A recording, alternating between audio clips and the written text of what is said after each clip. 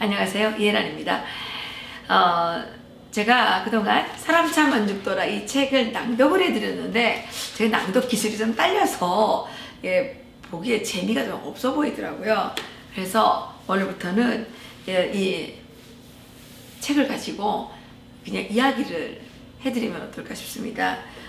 지난 시간에는 이제 저희들이 저녁 식사 도중에 국가보위부에서 갑자기 저희 집에 쳐들어와서 저희들 보고 산간오지로 이사를 가라고 했죠. 그리고 저희 어머니가 강력하게 반대를 하니까 막 그 국가보위부 요원이 협박을 하면서 또 제가 외할머니 집에 잠깐 갔는데 국가보위부에서 기어이 쫓아와서 저를 끌고 가서 기차에 이제 태우는 이 장면까지 말씀을 드렸는데, 오늘은 이 저희들이 추방을 떠나기 위해서 이 역전에 제가 끌려가서 보니까 그게 바로 평양시 사동구역에 있는 성신역이었습니다. 그래서 이 제목은 눈물바다 성신역인데, 사실 이 성신역은 그 평양에서 상당히 작은 그런 역전이고 승객보다는 화물 열차들이 더 많은, 그러니까 화물역이었죠. 그런데 여기에 이제 그날 추방에 이제 뽑혔다 그래야 되나요? 추방 때문에 끌려 나온 주민들이, 북한 주민들이 한 1000여 명 정도 있었습니다. 그때 이제 김정일이가 원래는 64년도에 김일성 대학을 졸업하고 67년도부터 당 사업을 시작했다고 이렇게 돼 있었는데, 74년도 정도 되니까 이제 김정일의 정권 쟁취가 상당히 물이 올랐을 때죠. 그래서 김정일은 이제 김일성을 우상화하는 이 작업을 더 본격적으로 하고 있었는데, 그때 김정일이가 내세운 게 온 사회를 김일성주의화 하자 이거였습니다. 그리고 이 온 사회를 김일성주의화 한다는 것은 무슨 뜻이냐면 북한 사회를 구성하고 있는 모든 사람들의 이 피를 맑게 한다는 겁니다. 예, 우리나라에도 이제 이 피를 가지고 퍼뜨리는 종교가 있었죠. 북한에서도 이 피를 맑게 한다. 그래서 그 피가 뭐냐? 우리 사람들의 피가 O형도 있고 A형도 있고 AB형도 있고 이렇게 있지 않습니까? 그런데 북한에서는 이러한 피, 혈통론을 얘기하면서 주체형의 맑은 피라고 얘기를 했죠. 주체형의 맑은 피를 소유한 주체형의 공산주의 용사들, 김일성주의자들을 만들어야 된다는 게 이제 김정일의 슬로건이었는데, 이때 주체형의 김일성주의자들을 만들어 나가는 데 있어서 출신 성분이 좋지 않은, 과거 경력이 좋지 않은, 그러니까 과거에 범죄를 저질렀다든가 아니면 출신 성분이 나쁘다든가 부르주아 계급이었다든가 이런 사람들은 주체형의 정수분자들에 속하지 못한다는 거죠. 그래서 이런 사람들은 혁명의 수도 평양에 살 수가 없다. 그렇기 때문에 다 지방으로 내려보내는, 지방으로 추방을 보내는 그런 정책을 실시하게 됐죠. 북한에서 김일성주의화라는 정책이 나오고, 또 대한민국에 와서 보니까 기독교의 10대 원칙, 10계명이라는 게 있던데, 북한에서 기독교의 10계명에 어떤 해당하는 당의 율상책의 확립의 10대 원칙, 당의 율적 지도 체제 확립의 10대 원칙, 이런 계명들이 있었습니다. 그런데 당의 율상책의 확립의 10대 원칙은 김일성을 위한 10계명이고, 당의 유일적 지도 체제 확립의 10대 원칙은 김정일을 위한 10계명이었죠.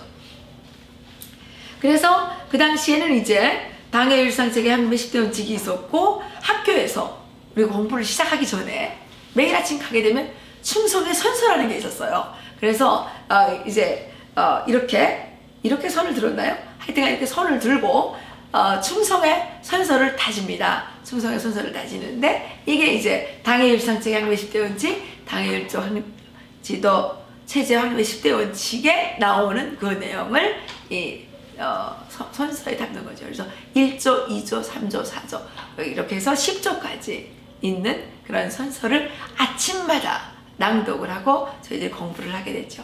그러면서 또 한편으로는 2일에 한 번씩 자아 비판, 상호 비판하는 그런 2일 생활총화가 있었고요.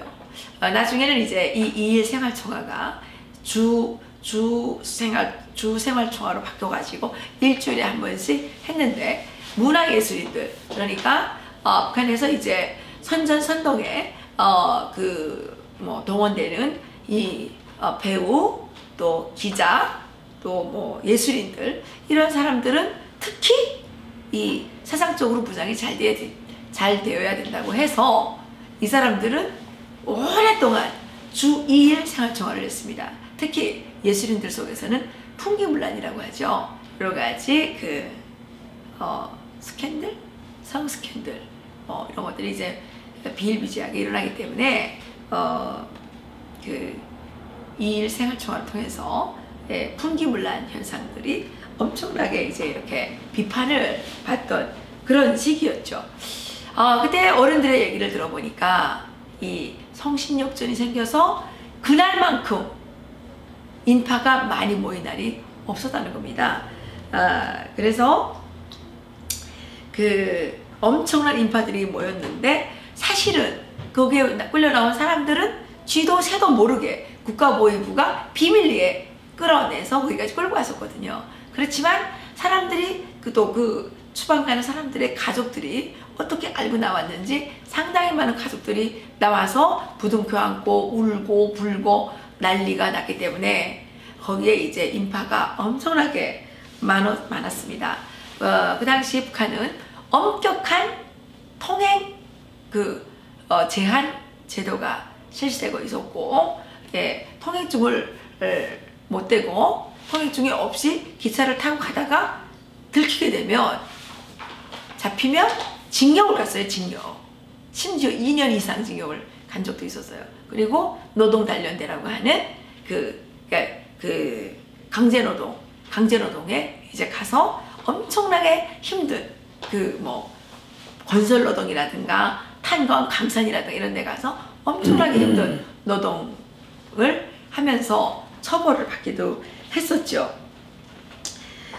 그러니까 이제 사람들의 슬픔과 어떤 그 절망감이 엄청났었거든요. 역전에 끌려 나온 사람들이 이제 가면 언제 만나냐. 막 가끔 한국에서도 그 영화를 보면 일제 때 징병 끌려가고 막 이럴 때 있지 않았습니까? 그거랑 똑같아요. 막 사람들이 부둥켜 안고 울고불고 난리였어요. 그렇게 이제 울고불고 막 난리를 치던 가운데 사람들이 기차에 오르지를 않으니까 이 보위부 요원들이 강제로 기차에 막 태우기 시작했죠. 이렇게 이제 강제로 태우기 시작했는데 사람들이 막 안 올라가려고 그러는 거예요.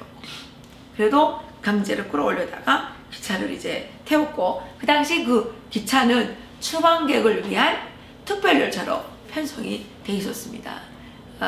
그런데 저희 외삼촌께서도 그날 역전에 나오셨는데, 이렇게 도중 식사라고 그러죠. 북한은 이제 이런 기차를 타고 갈 때 오래 가거든요. 우리가 그때 기차 타고 기차에서 하룻밤 묵고 하여튼 이틀밤 묵었어요. 이틀밤이나 묵으면서 가니까 얼마나 오래 기차를 탑니까? 먹을 걸 싸갖고 가야 되죠. 그래서 외삼촌이 먹을 거를 이제 싸갖고 이렇게 나와셨었는데, 그렇게 해서 그 기차가 이제 떠나기 시작하는데, 기차가 떠나려고 그러니까 사람들이 왕 하고 우는데, 이게 완전히 기차가 막 흠칫하게 흔들릴 정도예요. 저는 이렇게 살면서 보니까 이 엄청난 소리가, 이게 힘이 엄청나게 있다는 거를 그때 알았어요. 막 기차가, 사람들이 막 한꺼번에 기차가 이렇게 떠나려고 뿡 하잖아요. 뿡 하니까 사람들이 왕 하고 막 소리쳐 오니까 기차가 팍 이렇게 흔들리고 그 다음에 그런데 이제 한쪽에서는 뭐 하는 소리가 좀 막 들리는데 한 애기 엄마가 애기를 업은 채로 기차에서 뛰어내린 거예요. 그래서 기차가 떠나려고 그러다가 흠칫 멈춰섰죠.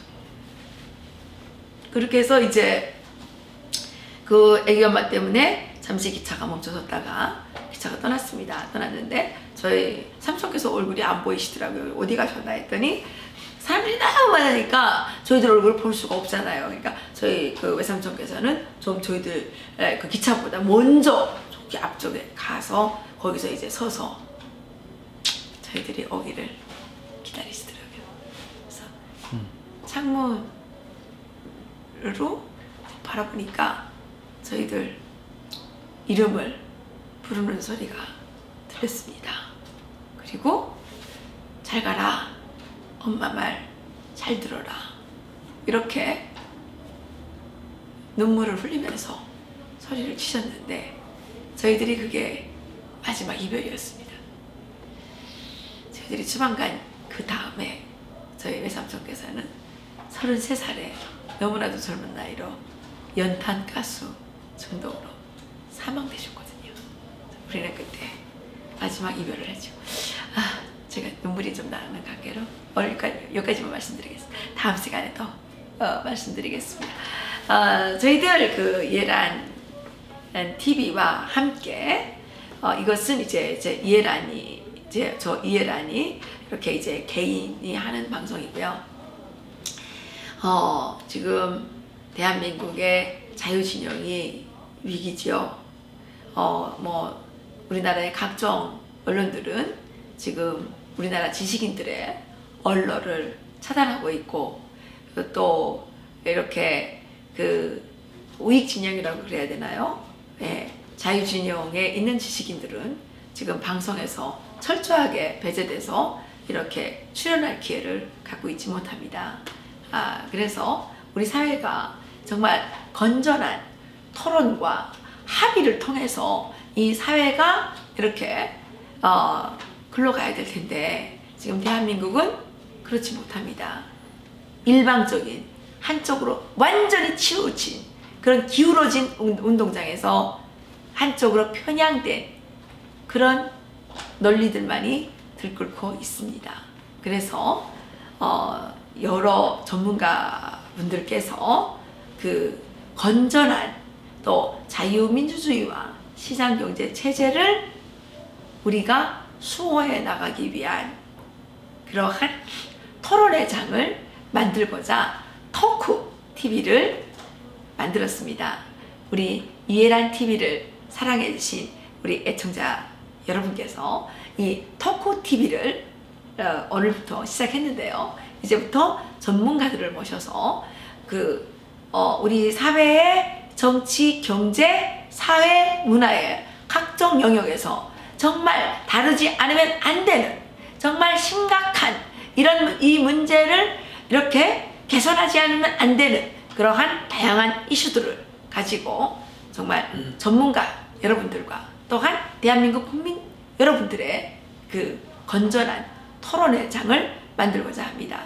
여러분들께서 적극적으로 후원해 주시고 또 구독 많이 눌러주셔서 토크TV가 하루빨리 활성화될 수 있도록 도와주시기를 바라겠습니다. 고맙습니다.